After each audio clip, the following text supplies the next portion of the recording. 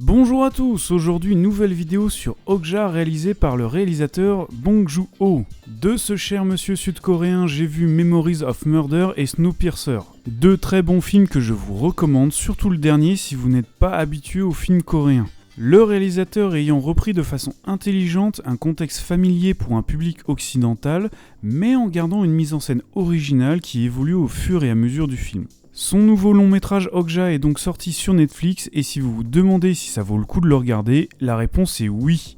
Déjà parce que c'est un très bon film, mais surtout parce qu'il est atypique, différent de ce que l'on voit habituellement. Au début, j'avais presque l'impression de voir un film pour enfants, avec une fantaisie et un optimisme très présent, mais j'insiste bien sur le presque, car si on retrouve bien les marqueurs d'un conte pour enfants, certaines scènes nous renvoient à la dure réalité. Et du coup, Okja serait plutôt un film que l'on regarde au travers des yeux de la jeune héroïne, afin de nous questionner sur notre quotidien et notre société.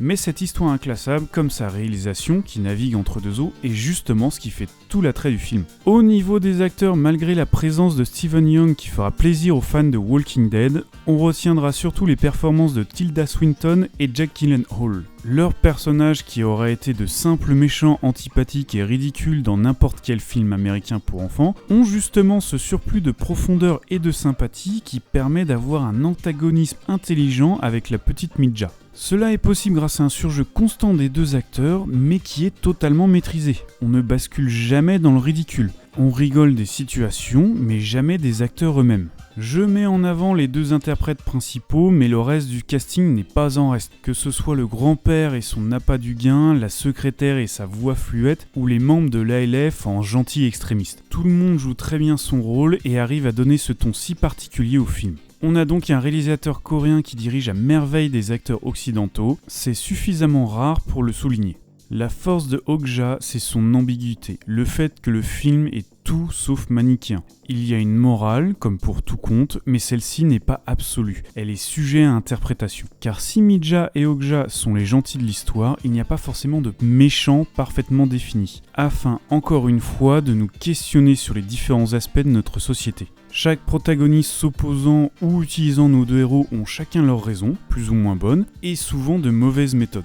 Même si le film veut délivrer un message, il ne l'impose pas au spectateur, mais lui présente plusieurs points de vue pour qu'il réfléchisse dessus, avec en suspens la volonté subtile de nous faire agir plutôt que d'accuser les autres.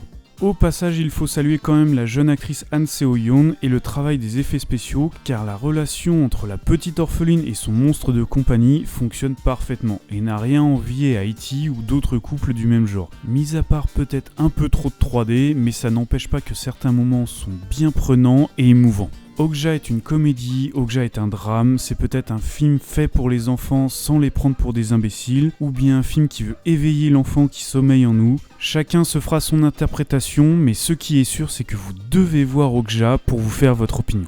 Voilà, merci d'avoir regardé cette vidéo, comme d'habitude j'espère qu'elle vous a plu. Si c'est le cas, n'hésitez pas à liker, partager, laisser un commentaire ou vous abonner. Ciao!